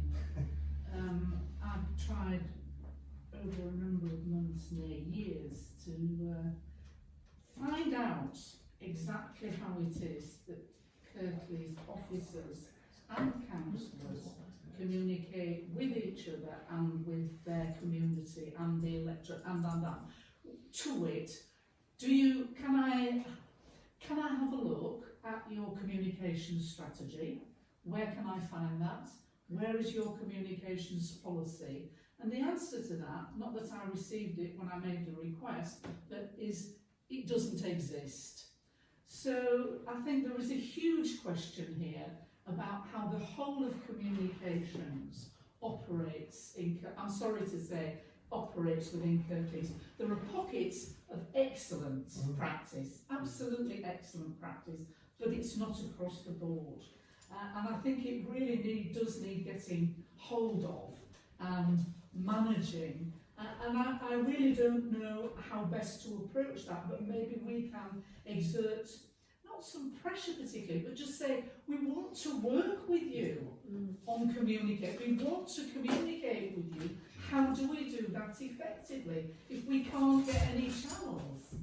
There are several people wanting to speak and we're behind time, so can I ask you to be as terse as you're able? Councillor Ramsby, then Councillor Bain. I think the communication that we should be taking up is not with councillors, but with the Chief Executive of the Police Council.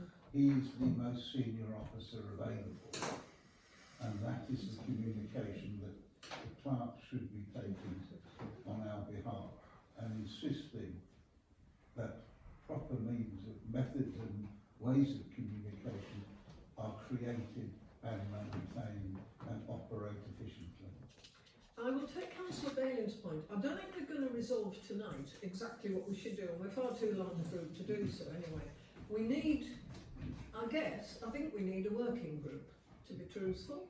I don't know which committee it would naturally fall on. Well, it would be yours, wouldn't it? But you'd be very, given that you're so passionate about it, so maybe you two can come to some agreement I about think it. it's a cross-council matter. Yes, it is. To be led So by I'll take your question now, but then I think we'll move on. I'll ask for volunteers for a working group, and we'll come up with, we can come up with several suggestions of ways and means and possibilities. Councillor Bailey. Well, I won't say very much more because I was going to say exactly that point about going to the chief exec. Right. The only thing I would add to it is that there is currently an ongoing query, an inquiry that we're waiting for the outcome from. Yeah. So I would just perhaps wait a moment As there is in planning. until that gets resolved. So far, either you or people from your committee will go on this. We've got 2 volunteers. We could probably do with another 2 to be on this working group. Sorry, Mary, thank you. And Steve, thank you. And you can grow as it goes along. I'll leave you to get yourselves together. We don't use a clerk on working groups. I mean, if we have one, they're there advisorily, not as a clerk. Okay? You should have a motion where you agree in that working group. Right. And propose it. Seconded. Yeah, Everybody agree? We need a motion. The proposal is that we set up a working group to look at communications protocols with Kirklees Council. Proposed by Joe, seconded by Tom. All in favour? Right. Referrals, 2 on referrals. 1 is very brief. There are 2 with the monitoring officer. We don't discuss them, we don't know what they are. But there are 2 with the monitoring officer, that's 24. Can I update please, because on the 9th of May I've been made aware of 1 further referral with regards to 2 councillors. So just to summarise, 1 referral reported previously remains in process, 2 further referrals have been received by the Kirklees monitoring officer and are at an initial stage of assessment, and that's okay. That's all we're allowed to say about it. Can I just, is it Julie Muscraft, because she's retiring at the end of this month and you'll have another monitoring officer? yes, so I understand, yeah. That's 25. There is also a complaint about all of us, and it comes from the gentleman who came to planning about the footpath. Can I just say first of all that I advise you it would be prejudicial to discuss the substance or context of the complaint in any way at this meeting. Members of the complaint panel will be briefed appropriately prior to any meeting of the complaint panel, which will be able to make recommendations to full council. So the job And that even means speaking to people who aren't on the complaints panel, doesn't it? Really? Yeah. The job to do tonight is that you need to appoint this A complaints complaints panel. panel. Charles, you have a question? Yeah, is it not best to leave the whole consideration of this until the conclusion of the planning matter itself? No, we need the complaints panel in place because it's going to be hard to find. The complaint now is quite separate to the planning matter. Yeah, but still, bear in mind what they're like. It might be prudent just to slow it all down rather than to. Well, they don't have to meet, but we need the panel, and we're going to vote for it tonight. So, Can I just remind everyone, you're not in private session. Exactly. Yeah. So we need the panel. Now, read out the limitations. They can't be on planning.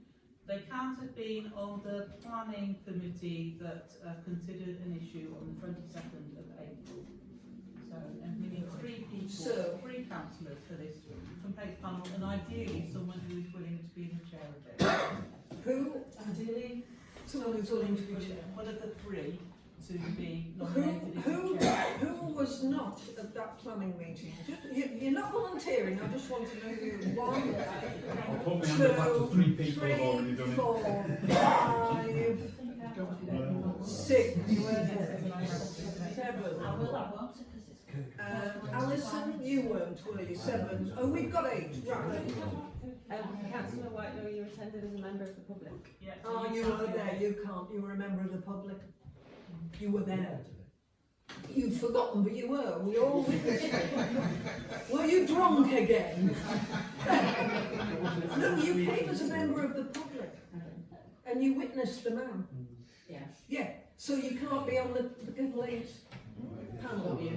So, of all of you who just put your hand up, we need ideally 4 of you. Three. I've got No, conflicts. 3 from whom one is a chair? As in one, it would be good if Right. one would be a. 3 people. Are there 3 willing? volunteer. Lawrence, Chris, Glenn. Right. One of you is. Do you want to toss a coin for whose chair? Do you want to volunteer to be chair? We want I to chair. don't mind, but I don't mind if any of either of the other two want to do it. Actually, Chris is chair. Chris got nominated onto all sorts of things. What about you, Glenn? I don't mind, I'll do it, Right. that's fine. So, all those in favour of those 3 people in Glenn as chair? Should we vote on it? Should members of the planning committee vote on it? Oh, no. All right, so only people who weren't there can vote. Well, that looks like a lot. We should do abstentions. Anybody abstaining from what? Voting on that. On that panel? Yeah, we should abstain the planning committee. Oh, right, and abstention. Yeah. Well, you're Pretty out. clear. Right, no, you're right. Because if it comes to tribunals and things, and you haven't got it right, it's... Do you need to record who the abstentions No. are? No, it's fine. Okay, so that's that then. And seriously, the planning committee is honestly not supposed even to speak to another member of the council about it. 26. The underlease at the Civic, which sounds like a massive cock-up in the past, but there we go.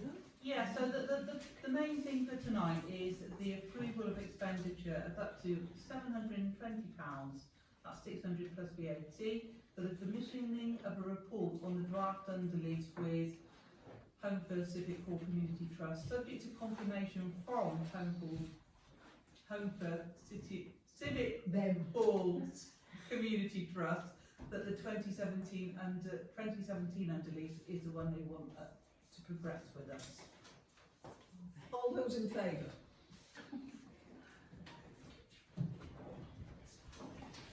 Is there anything else we need to consider? No. Committee structures and frequency of all. Do we want to talk about this now?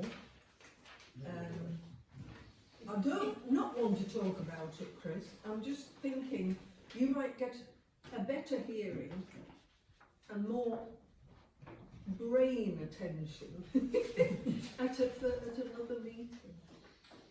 It's up to you. What do we want to do, sir? You know in your head, what does that mean? It means I think we should establish a working group to have a look at it. Right. Yeah. Okay. Can we have volunteers for a working group to work on meetings, their nature, their frequency and everything else? We've got Sarah, we've got Chris. Is anybody else interested in taking part in this? We need... Can I just say something else? Yes, of course. I think the discussion that Chris and I had about this was that it seems to us, or I'll speak for myself, that there are ways in which Hull Valley Parish Council works which don't necessarily serve its purposes as well as they might do. And that goes for the way that the clerks are asked to work, the relationship between clerks and councillors, the way councillors can work, all of that. So I just think it would be timely to say, hey, let's have a look at this. Is how much of it is custom and practice, actually how much of it serves our purposes. Yeah. So that's the background really. It seems to me you should allocate a fair amount of time for this. I think this is something you might want to spend quite a few months doing. I don't mean in a meeting. You're just kicking it off really. Yeah. Well, okay, well we need more, well, do you want to get volunteers now, or do we want to get people to think about it and come, and you two get going with perhaps more firm? I don't know. What do you think is the best way to move this forward? Well, is there any interest around the table on the council for us actually doing it, because it's just the two of us who are interested. It's not going to happen. There's no that's point in true. doing it, is there? I'm sure there's lots of interest in the topic and in its being done. Are there people who would like to take part in this consideration? It's quite important, and it could be. We could all end up with a load more free Monday evenings. Steve, that's one. Alison, Mary. Great. Thank you. I should vote on that on the table. All those in favour of those people? Anyone that wants to group? Thank you. Thank you, you two, for bringing it up. It's a good point for us to look at. Ownership fund, we're noting the ownership fund window. Just an item for information, it doesn't get anything further. Which takes us... It's 9 o'clock. It's 9 o'clock. Can we move standing orders be changed and we continue? All those in favour? Sorry? On the show. No, we've done that now. Yeah. Homley Show. We're being asked to assign 1,000 case to remedy a misassigning of financial responsibility. Does this need further explaining, or can we just vote on it? I think we can vote on it, can't we? All those in favour? That's pretty unanimous. Right. So we're assigning 1,000 from general reserves to Kate. Can I just make the point that will be after we get the preset, after the preset goes in? Sorry. Don't start again. No, I'm being stupid. We are fine now because we've got the 15,000 from the playground, so everything is fine. You can have it straight away. Do we need an update on the COVID memorial, Mary, or can it be very brief? It can be extremely brief. We've paused activity because we missed the planting season in effect. So we have a breathing space really before we can start planting. However, we're going to pick things up again. We're meeting about somebody from Northern Fruit Trees, Northern Fruit Group rather, on the 24th of May. So we're getting going again. But the essential thing today is that we've decided on a contractor to do some preliminary work on the library. So it's a request to approve the release of up to £6,000 from the EMR into general reserves, so we could pay for the work that's going to be done. Sorry, you want it moved out of the memorial fund into general reserves? Well, that's what it says on here. I assume that's right. Whatever Rich says, all those in favour?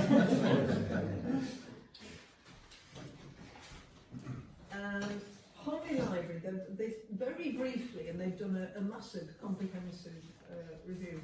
As I'm sure all of you know by now, Homley Library Friends and the trustees are putting together a bid to build an extension. They will, if they win this bid, this grant, it's Heritage Lottery Fund, they will need to match the funding. They're trying to raise £100,000. They've got a leaflet going out in the Homley Flyer, the next Homley Flyer, and they've got a whole programme of activities organised to raise the matched funding. They are asking, should it prove necessary, could they use the money we give them, or at least some of it, for that matched funding as a loan, as it were, until they... That's essentially the proposition. I'm biased, but I'm minded to agree it. But what does anybody think? Are we allowed to do that? That's what I was thinking. It's a change of use. It's a change of use of the grant that's been given to them. Change of use of 13,964, which was originally for day-to-day running and maintenance, and 1,191 originally for remedial works following the asset transfer. So those monies received from Home Valley Parish Council by Friends of Honley Library, change of use so it goes to capital projects reserve to use on the planned extension. Andy? Are we in danger of not carrying out some of the remedial work they should be No. as a result of this? They're not paying the bills. they have done more of the remedial work than they thought they would, and they raised little bits of money for quite a lot of it. So they have a surplus. Well, I wouldn't call it a surplus, but they've got some over. Donna? Well, it's just that it's originally for day-to-day running as well. Are they in any danger of not being able to pay the gas bill, the electric bill, whatever bill? No, absolutely. I mean, Glenn and I can vouch for that. Yeah. Do you want to say anything, Glenn? I mean, some of the stuff they were looking at to do with maintenance and running costs, what they've tried to do is look at what, there's no point in doing work and then building an extension, you just hiding the work that's already been done. So they considered some of the work that was done. Now obviously, this is all dependent on approval for the grants that are coming in. What I would say is that some of the grants that are coming in, the company that they're going to the grant for have put in a lot of time and effort working with Honley Library to help them put their bid in back to that company, if you see what I mean. So they've given them a lot of advice and consultancy as to what they should be doing. They won a grant to get the money to apply for the grant. Believe it or not, it costs you thousands to apply for a grant. Yeah, and they're in a fairly strong position. I mean, we are advised by that company advising us that our biggest weakness, and it will depend who's in the same raft of applications, is that if there were places who are going to lose their library altogether, they would come ahead of us in the queue. I think all of us would agree with that, with a heavy heart, but I mean, so it's not certain they'll get this, it's not certain they'll need much funding, but they have so far got together a truly excellent bid. It's very nearly there. They've made a video to go with it. I mean, it's just brilliant work they're doing. Councillor Miles. I move to approve changing it, 'cause it might not change if they do it with the grant money, and then That's right. And it's a community asset, isn't it? And it's for kids to do loads of stuff for the community. They've got loads of things going on. I move to approve it. Do we have a second? Councillor Green has hand up the floor. Councillor Green, you had your hand up. I'll put it down then. Sorry. James. I would just suggest that when this goes to a vote on this occasion, Councillor Kirkby and yourself don't abstain from it on this occasion. Yeah. I'll move to it. We've got a proposer. Do we have a second? Yeah. Councillor Bellamy, second. Councillor Rice proposed. All those in... Oh, sorry. All those in favour? Are you wanting to speak? Yeah, I was going to speak, but I'm in favour of it. It's not something kind of right. Speak anyway. So, will this have any implications for future budgeting for Honley Library? 'Cause it seems like the money that we've got for the day-to-day running and other works, we don't need it. Which is a bit weird because I don't see how they're making a lot of money otherwise, really. Or it's just it's a bit strange. I don't know how it works with I think they found little bits of grants and little bits of donations all over the place. £1,000 here and £500 there, and I think they were. I mean, we will review if there comes a point. In theory, building the extension should reduce their fuel costs because it'll come with a total rewiring, plumbing, whatever the word is, for heat and light. It will be better insulated because they will do the lantern in the old bit while they're doing the extension of the new bit. So they will, the windows and stuff like that. In theory, once they've paid the costs of doing it, their costs should be lower. Okay. They will also, and it is true what you say, it's a good point, they will have rooms that they could have for hire, so they could have sort of a little income. I mean, they're never going to have a huge income, but they could have a bit of income. So it could be that 5-10 years down the line, we're giving them less. I'm sure we'll hear more about future service provision because they are really good at reporting to us. It's just a bit of funny once you get your head around. Charles? Yeah, on that point, I think this relates to the underspend due to the delays, the prolonged delays in doing asset transfer. Yes. So I think this was projected running costs that were still with Kirklees because of those delays.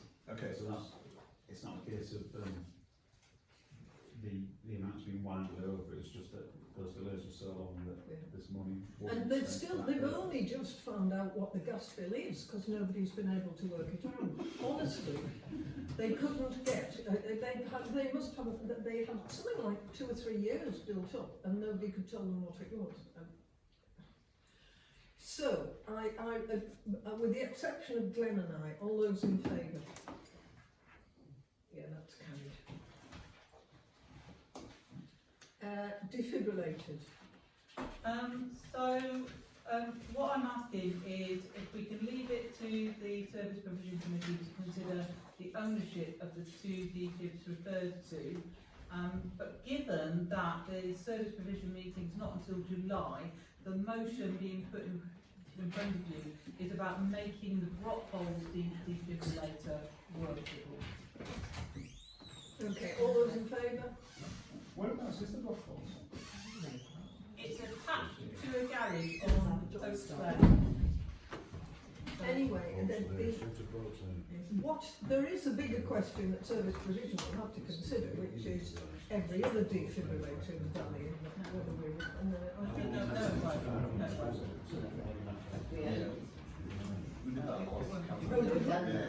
Oh, I missed that one. Okay, that's defibrillated. And we've agreed, order, we've agreed to release the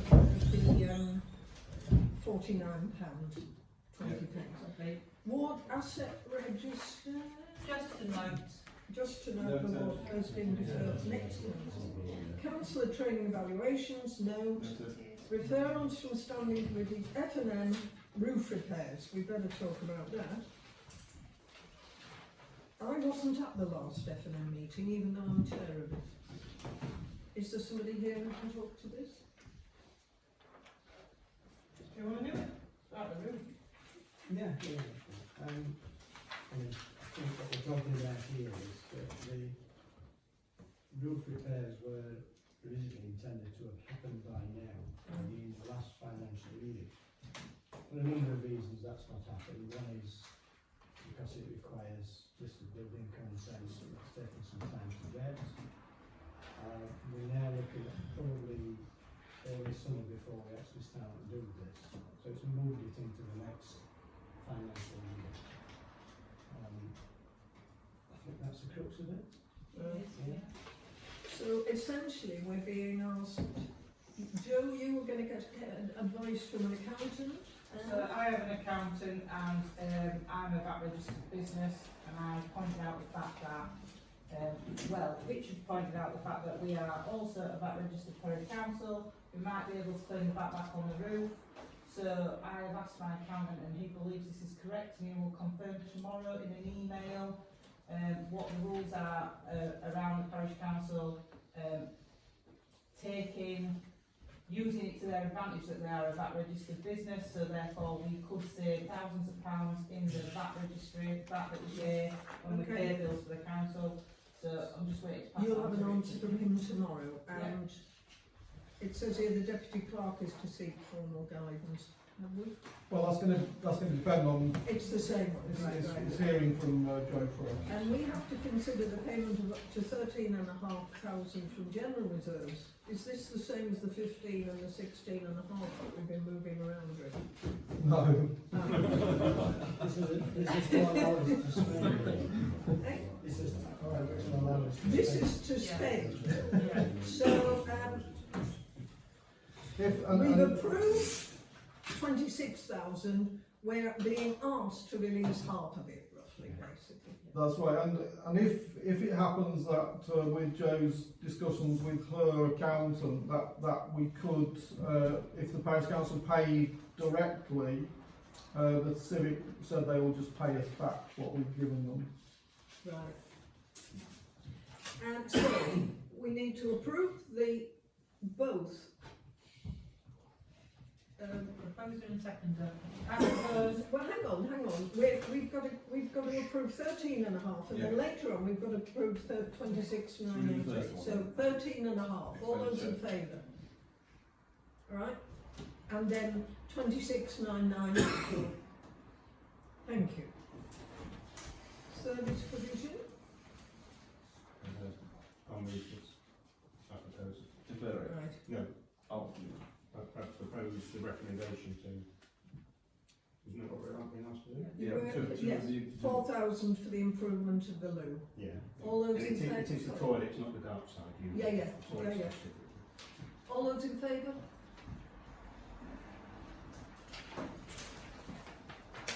Staffing. So 38 is just to note a pay award of one supplementary colleague that has been approved for a member of the clerk team by the staffing committee. And then 39 we discussed at staffing, which was if we believe, we had a situation where the council budget didn't include the amount we thought staff pay would go up with exams and increments and things like that. So we recommended that the budget be altered so that the amount we know we will spend be actually put in the budget. That's what we're asking you to consider. We want to know £5,000 so we can pay what we're going to be paying anyway. Councillor Lyons. I move to approve. Seconder? Those in favour? Thank you. External roads review.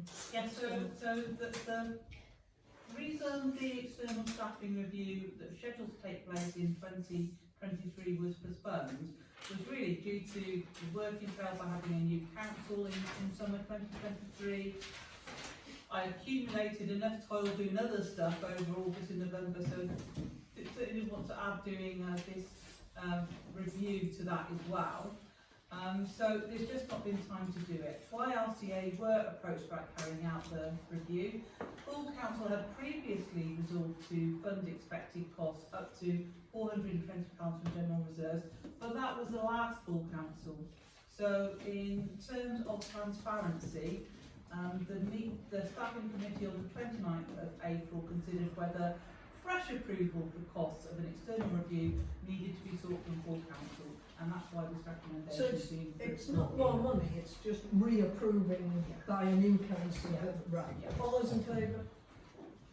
Done. Okay, final item. What of today's discussions do we think is particularly interesting for publicising? Something a bit negative, Gemma. Well, I'll be putting through stories about the new chair and the new committee chairs in the next sort of few weeks.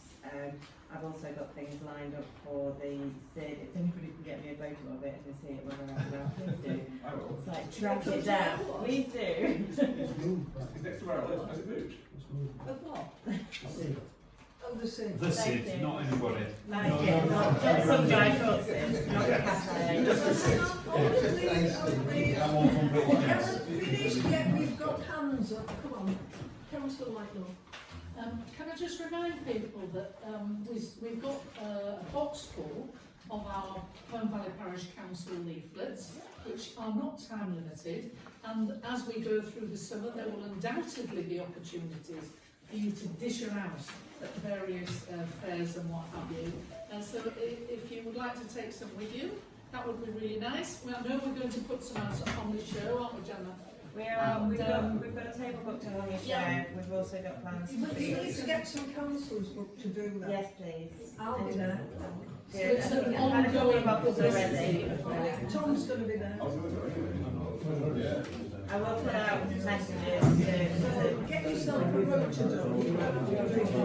I will be there. Okay, thank you everybody.